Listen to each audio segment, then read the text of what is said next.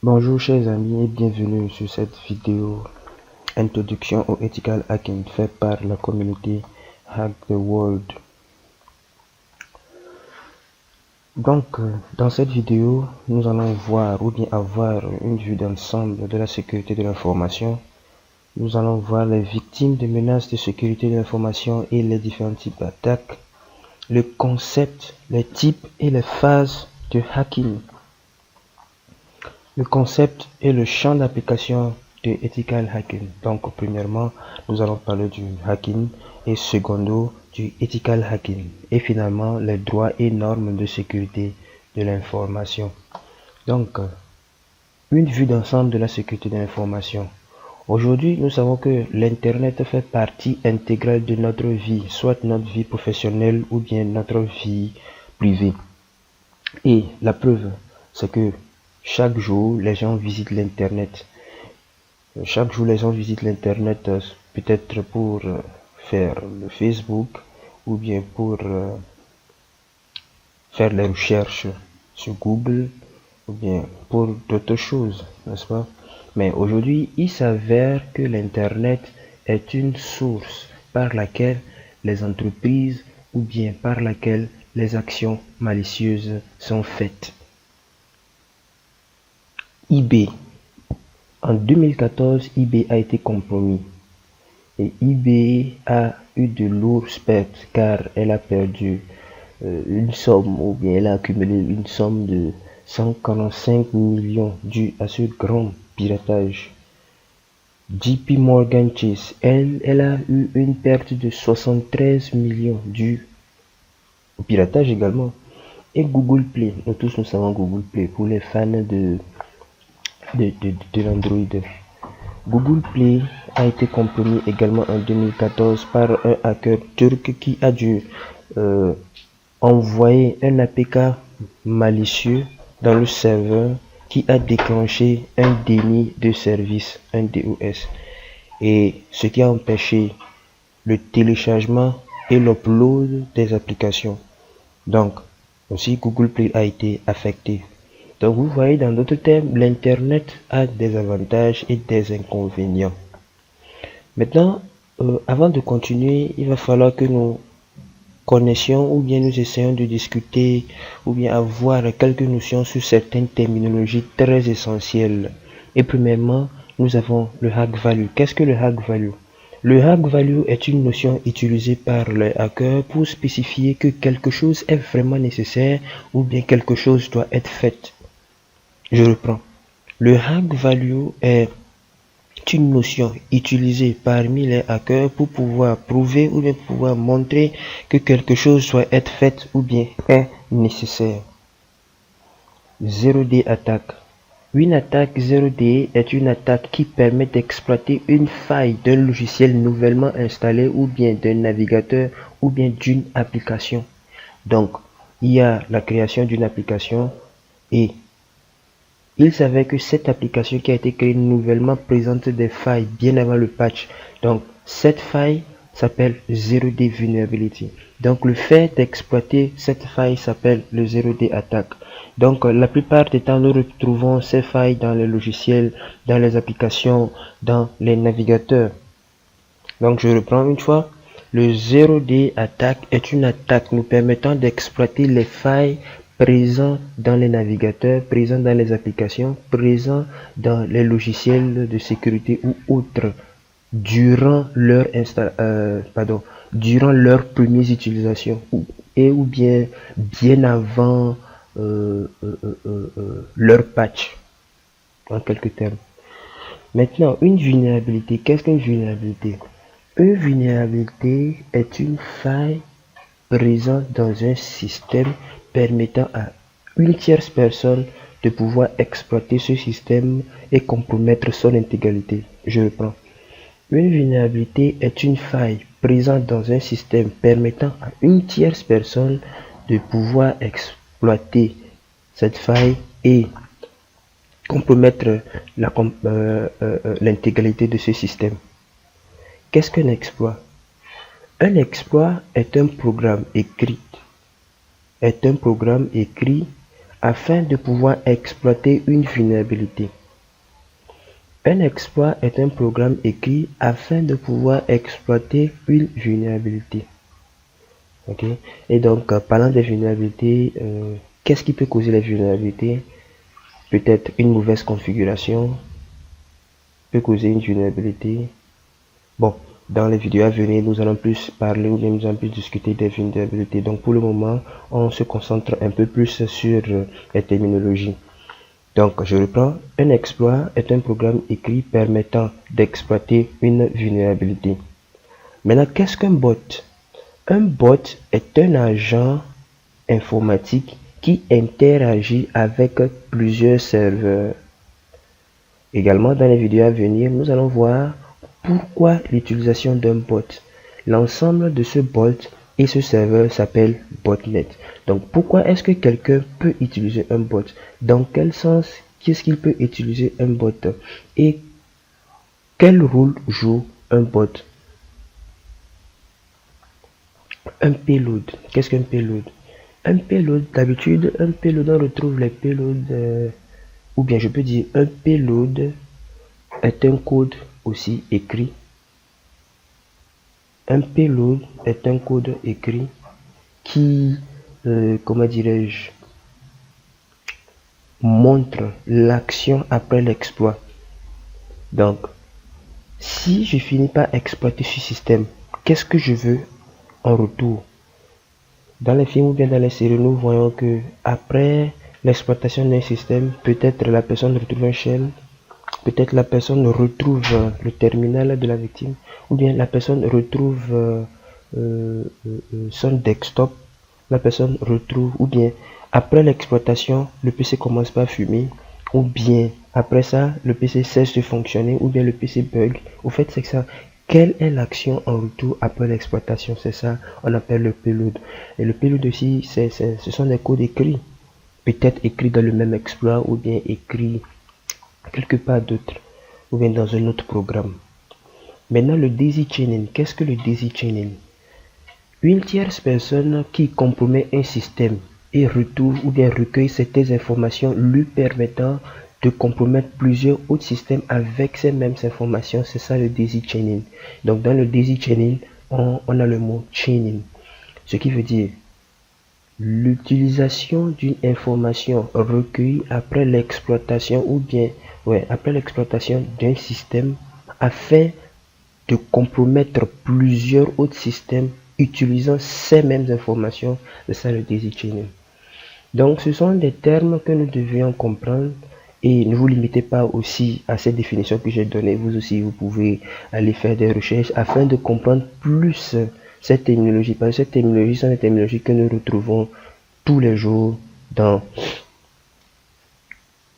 le domaine de sécurité ou dans le domaine du hacking professionnel. Il est très important de savoir aussi que le niveau de sécurité d'un système dépend d'un triangle. Et ce triangle, c'est le triangle de sécurité, le triangle de fonctionnalité et le triangle d'utilisabilité. Et c'est un terme anglais que nous utilisons d'habitude. Ça s'appelle des security triangle, des functionality triangle and the usability triangle, or the security functionality and usability triangle. Et voilà ce triangle en question. Ça, c'est la fonctionnalité. Ça, c'est l'utilisabilité. Et ça, c'est la sécurité. Et regardez un peu cette boule. Nous allons remarquer que plus cette boule se dirige vers la sécurité, moins utilisable ce système devient. Le moins utilisable ce système devient. Plus cette boule bouge vers les fonctionnalités, le moins utilisable elle devient aussi. Imaginez un système avec plein de fonctionnalités. Arrivé un moment, vous ne pouvez plus gérer ce système parce que les fonctionnalités en dépassent. Du même, si ce système présente plusieurs sécurités ou bien plusieurs restrictions, elle est aussi moins utilisable. Maintenant, imaginons un peu si cette boule bouge vers l'utilisabilité. Si elle se retrouve un peu plus dans l'utilisabilité, elle devient moins sécurisable. Et aussi, pour que les gens puissent l'utiliser, il ne faut pas qu'elle présente plein de fonctionnalités. Donc, en d'autres termes, il faut que ça soit au milieu juste ou bien un peu plus décalé vers la sécurité afin de dire que ce système est vraiment sécurisé. Et aussi, il est vraiment important de savoir qu'un système n'est sécurisé aucun système n'est sécurisé. Tant que ce système est relié vers l'Internet, ce système est, excusez-moi, ce système est piratable, et bien ce système est hackable. Maintenant, les victimes de menaces de sécurité de l'information et les attaques. D'abord, comment pouvons-nous définir le mot attaque? Le mot attaque égale motif ou bien but, plus méthode, plus vulnérabilité. Je reprends. Le mot attaque égale motif ou bien but, plus méthode, plus vulnérabilité. Donc, qu'est-ce qui peut motiver quelqu'un de pouvoir attaquer peut-être un réseau ou bien attaquer un système ou bien une application donnée? Il y a plusieurs raisons. Peut-être la personne veut prendre vengeance. Il a été viré d'une entreprise, donc il veut prendre vengeance. Peut-être c'est pour nuire l'entreprise. Peut-être dû à la compétition entre deux entreprises données, pour pouvoir dégrader l'autre entreprise, il faut l'attaquer et exposer ses informations en public. Ou bien parce que la personne aime le faire. Parce que j'ai eu à connaître des gens qui font le hacking pour pouvoir savoir combien de réseaux ou bien combien de systèmes ils peuvent compromettre dans un petit temps. Ils prennent ça comme du hobby. Maintenant, quels sont les vecteurs d'attaque? Et quand je dis vecteurs d'attaque, quels sont les chemins ou bien les moyens qu'une tierce personne ou bien un attaquant peut prendre afin de pouvoir atteindre sa cible? Il y a plusieurs, et je dis bien il y a plusieurs. Premièrement, on peut noter les virus, les vers, on peut noter les menaces mobilières. Parlant des menaces mobilières, j'ai précisé un exemple de ce hacker turc qui a dû uploader un APK malicieux dans le serveur de Google Play, ce qui a déclenché un DOS, n'est-ce pas? Et quand le DOS a été déclenché, elle a empêché le téléchargement et l'upload de certaines applications, ce qui a causé une grosse faillite pour l'entreprise Google Play. Donc aujourd'hui, les menaces mobilières aussi sont des vecteurs attaques. Nous présentons aussi le insider attack. Et quand on dit le insider attack, c'est quand cette personne se trouve à l'intérieur de l'entreprise ou bien cette personne se trouve à l'intérieur de la compagnie. Et donc, comme elle est à l'intérieur de la compagnie, elle a accès au réseau. Donc, cette personne peut faire du réseau ce qu'il veut. Nous présentons aussi le APT, Assistance Persistent Threat. L'assistance persistent threat. Et qu'est-ce que l'assistance persistent threat, le APT? APT consiste à avoir une personne ou bien à recueillir certaines informations de cette personne sans la connaissance de la personne. Je donne un exemple. Peut-être j'ai une clé USB, et dans cette clé USB, j'ai écrit certains scripts.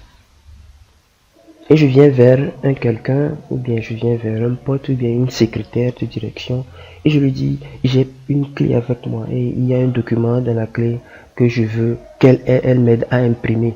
Dès qu'elle branche cette clé, le script va s'exécuter, et sans la connaissance, ou bien sans savoir ce qui se trouve dans la clé, ou bien cette secrétaire ne sait pas ce qui se passe effectivement dans la clé.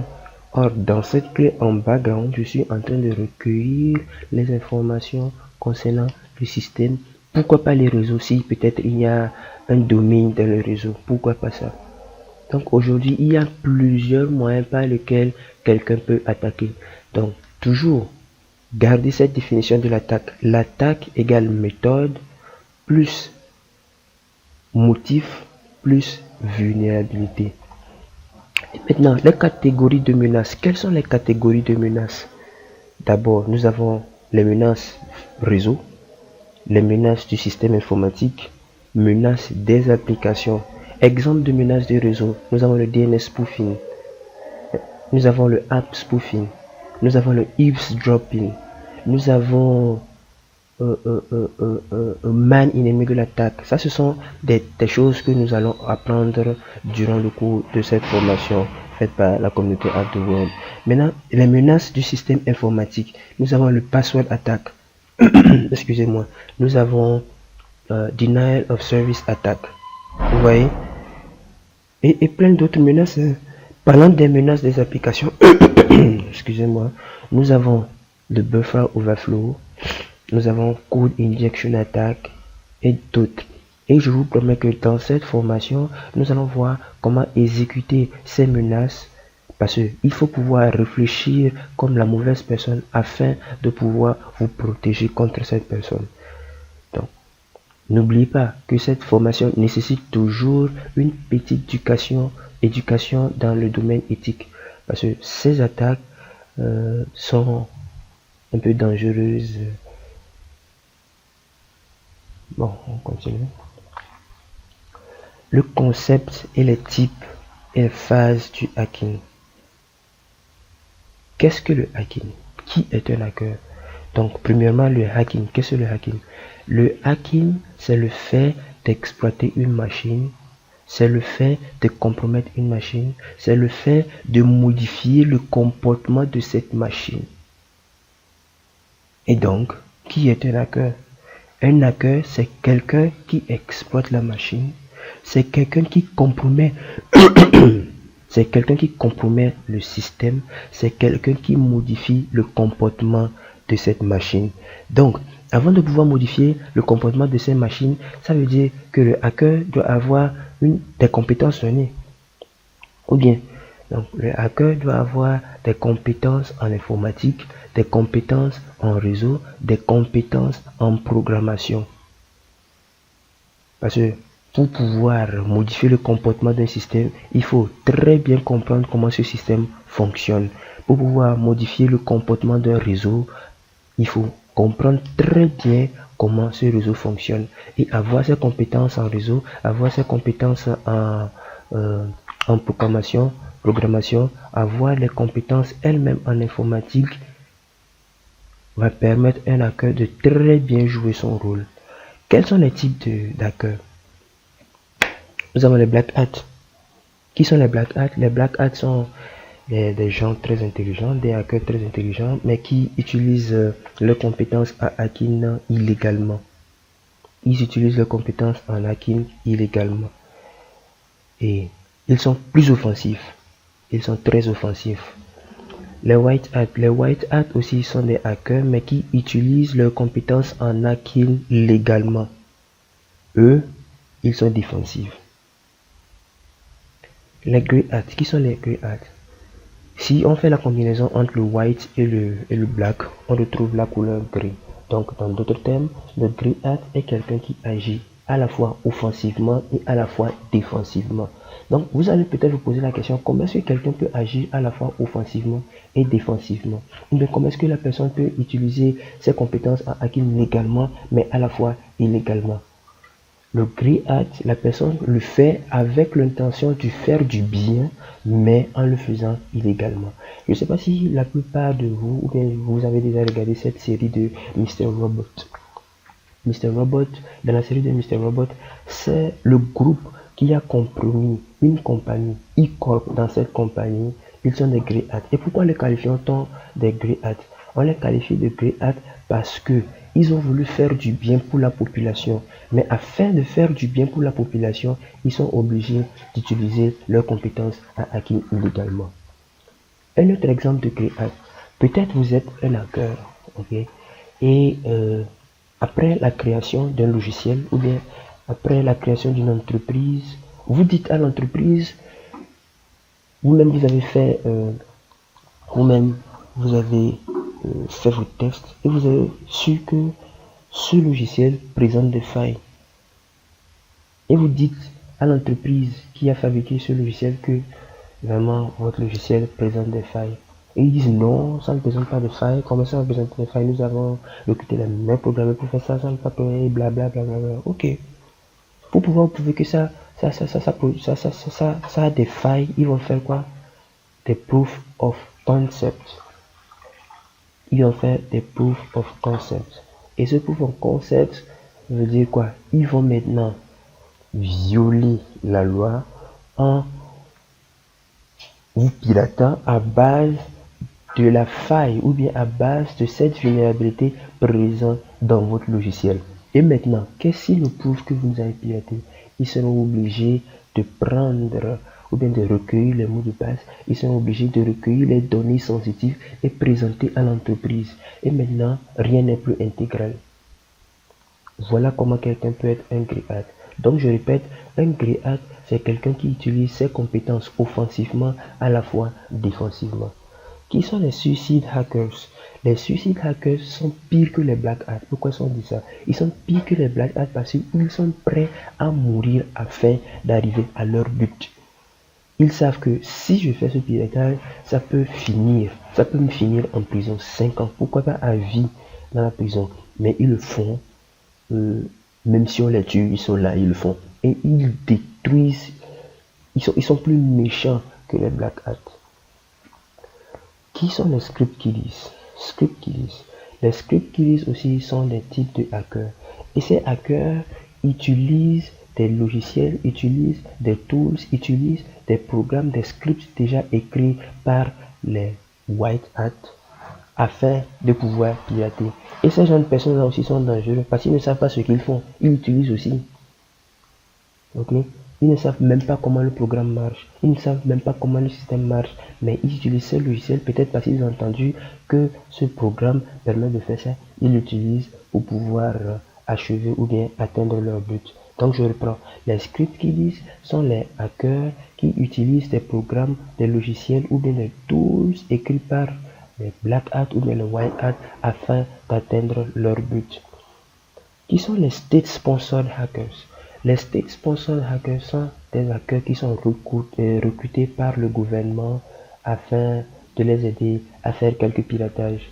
Et quand je dis ça, je donne l'exemple de la Chine, je donne l'exemple de l'Amérique qui recrute de grands hackers pour pouvoir se pirater entre eux. Ça fait vraiment rire. Qui sont les activistes? Quand je parle d'activistes, qu'est-ce qui vous vient à l'esprit? The Anonymous, n'est-ce pas? Le groupe LOLSEC. Donc les activistes sont des hackers qui piratent avec, je peux dire, pour but qui tend vers la politique ou bien vers la religion. Bon, je vous conseille de faire plus de recherches également sur ces termes afin de voir où est votre position en tant que hacker et afin de comprendre plus ces notions. Maintenant, quelles sont les différentes phases du hacking? Quelles sont les différentes phases du hacking? Afin de pouvoir réussir dans le hacking, il faut obligatoirement suivre ces étapes du hacking. Et ces étapes du hacking, nous allons les voir au cours de notre formation. Premièrement, nous avons la reconnaissance. Qu'est-ce que la reconnaissance? La reconnaissance consiste à recueillir les informations concernant notre cible donnée. Les informations publiques, bien sûr. Et il y a l'Internet. Voilà encore l'avantage de l'Internet. Recueillir les informations publiques concernant notre cible, c'est ça la reconnaissance. Le scannage et l'énumération. D'abord le scannage. Le scannage consiste à scanner. Nous avons 3 types de scannage. Nous avons scannage de réseau, scannage de système et scannage de vulnérabilité. Le scannage de réseau nous permet de voir combien de hôtes ou bien combien de systèmes sont actifs dans le réseau. Combien de systèmes sont actifs dans le réseau? C'est ça, scannage réseau. Scannage d'hôtes nous permet, ou bien scannage système, nous permet de scanner les ports afin de voir quels sont les ports qui sont ouverts dans ce système. Et le scannage de vulnérabilité, comme le terme l'indique, nous permet de voir quelles sont les vulnérabilités présentes dans ce système. L'énumération aussi est une étape, mais il s'avère que l'énumération ne fait pas l'énumération à distance, mais l'énumération se fait en local.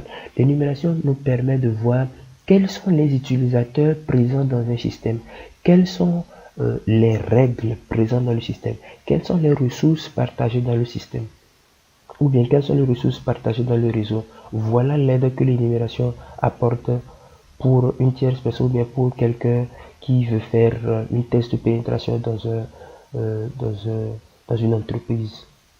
Maintenant, accéder à l'accès. En anglais, on dit gaining access. Ce sont des termes anglais, ok? Donc, accéder à l'accès, ça permet maintenant d'exploiter la faille recueillies ou bien les failles recueillies dans la phase de la reconnaissance et de l'énumération. Et pour pouvoir exploiter, on s'est dit, pour pouvoir exploiter, il faut des exploits, n'est-ce pas? Et maintenant, le maintien d'accès. Le maintien d'accès nous permet de maintenir l'accès pour que prochainement, quand nous allons vouloir rendre visite à ce réseau, ou bien nous allons vouloir rendre visite à un système donné, nous n'allons plus procéder par la reconnaissance, le scannage afin de voir. Donc, on dépose quelque chose que nous allons voir.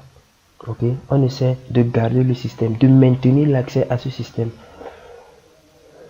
Covering of tracks, la couverture de la piste ou bien la couverture de piste. Le covering of track est vraiment important pour le hacker et dans le domaine du hacking aussi parce que ça nous permet de brûler les pistes. Aujourd'hui, on entend qu'après un piratage, celui qui a fait ce piratage là, on ne l'a jamais attrapé. Pourquoi est-ce qu'on ne l'a jamais attrapé? Parce qu'il a su comment brûler ses pistes. Donc, pour pouvoir réussir notre hacking, ou bien pour pouvoir réussir notre tâche, il faut qu'on respecte vraiment ces différentes phases de hacking. Et donc, j'ai une question pour vous, s'il te plaît. Dans toute cette phase, quelle est la phase la plus importante et pourquoi? Dans toutes ces 5 phases, quelle est la phase de hacking la plus importante et pourquoi?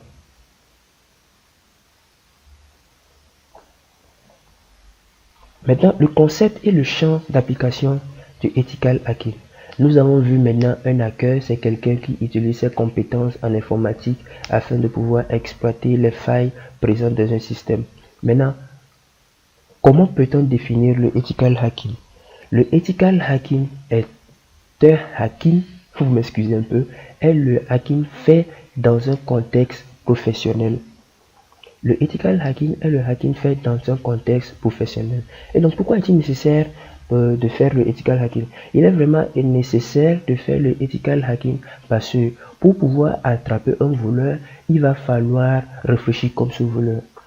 Pour pouvoir attraper ou bien avoir ou bien se protéger contre les voleurs, il va falloir qu'on fasse quoi? Réfléchir comme ce voleur. Pour pouvoir les attraper ou bien pour pouvoir se protéger contre eux, on doit pouvoir réfléchir comme eux. Et donc, durant son test, il va se poser plusieurs questions. Premièrement, qu'est-ce que le hacker peut voir? Qu'est-ce que le hacker peut voir? Et c'est dans quelle phase? La phase de reconnaissance. Qu'est-ce que le hacker peut faire? Dans quelle phase? Gaining access ou bien accéder au système. Et maintenant, quelles sont les règles présentes afin que même si le hacker voit ça, ou bien même si le hacker peut faire ça, que ça lui rende la tâche difficile? Quelles sont les ressources que nous avons à notre disposition pour se protéger contre ce hacker? Vraiment, il est important d'avoir un hacker éthique pour une entreprise ou bien pour une société donnée. Maintenant, quelles sont les compétences pour un ethical hacker ou bien pour un hacker éthique? Pour pouvoir se protéger contre le pirate informatique, il faut soi-même réfléchir comme le pirate informatique, n'est-ce pas? Donc, il s'avère que le ethical hacker doit avoir des connaissances en informatique, les connaissances concernant les différents types de systèmes d'exploitation, à savoir le Windows, à savoir le Linux, pourquoi pas le Macintosh. Il doit avoir des compétences en programmation. Il doit aussi avoir des compétences en programmation. Maintenant, finalement, les droits et normes de sécurité de l'information. Je suis vraiment désolé, mais pour cette partie, je vais vous demander à tout un chacun de faire les recherches pour cette partie. Droits et normes de sécurité de l'information. Et quand je dis droits et normes de sécurité de l'information, qu'est-ce que je veux dire par là? Quelles sont les lois au cas où vous violez, au cas où vous agissez illégalement? Quelles sont les lois qui vont courir d'après vous? Quelles sont les lois qui vont vous conduire en prison? Droits et normes de sécurité de l'information. Et nous allons poster ces droits et normes de sécurité de l'information dans notre blog pour ceux qui n'ont pas pu faire des recherches sur ça. Mais je vous demande vraiment de faire des recherches sur les droits et normes. Parce que si nous le faisons nous-mêmes, nous savons un peu ce qui nous attend au cas où nous piratons ou bien nous violons la loi ou bien au cas où nous agissons illégalement envers une entreprise, une compagnie ou bien une société donnée. Donc voilà, nous sommes venus à la fin de cette vidéo. Donc en résumé, qu'est-ce que nous sommes en train de dire? En résumé, d'abord nous avons dit que la sécurité de l'information souffre aujourd'hui. Pourquoi? Parce que il y a plusieurs vecteurs d'attaque qui permettent de compromettre ou bien qui permettent de gêner un peu la sécurité de l'information. Et parmi ces vecteurs, parmi ces vecteurs, nous avons quoi? Nous avons nommé les virus, nous avons nommé les vers, nous avons nommé les APT, Advanced Persistent Threats, nous avons nommé les menaces mobilières, nous avons nommé le insider attack et il y a plein. Nous avons dit aujourd'hui que les réseaux, les systèmes et les applications sont menacés. Nous avons même donné les différents types d'exemples en ce qui concerne les menaces réseau, les menaces du système ou bien les menaces d'application. Nous avons vu quels sont les différents types de hackers, quelles sont les différentes phases du hacking. Pourquoi nécessite-t-on la présence d'un ethical hacker ou bien d'un hacker éthique pour une société? Voilà, et nous sommes venus à la fin de cette vidéo. Est-ce que vous avez une question? Vous nous posez cette question dans le blog ou bien vous posez cette question sur notre page Facebook et nous vous rassurons que nous allons vous répondre à cette question. Merci.